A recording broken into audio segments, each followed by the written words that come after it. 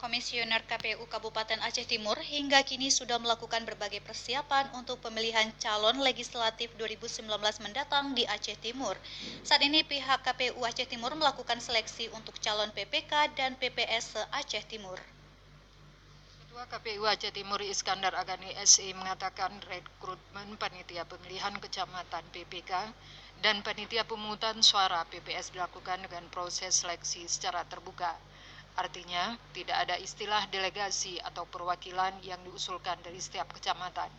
Untuk proses pendaftaran yang telah dimulai sejak awal Februari 2018 ini sedang berlangsung hingga saat ini.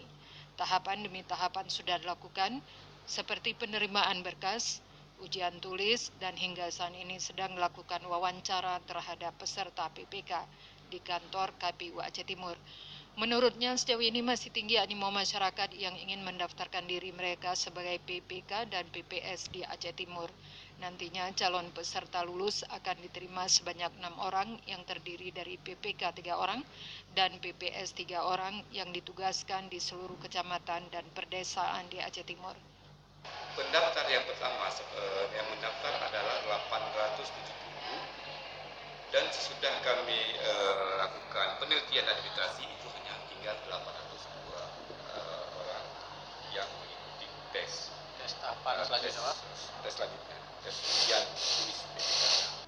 Ia berharap bagi peserta baik itu PPK maupun PPS untuk benar-benar bekerja tanpa kenal waktu guna menyukseskan pemilu legislatif di Aceh Timur pada tahun 2019 mendatang.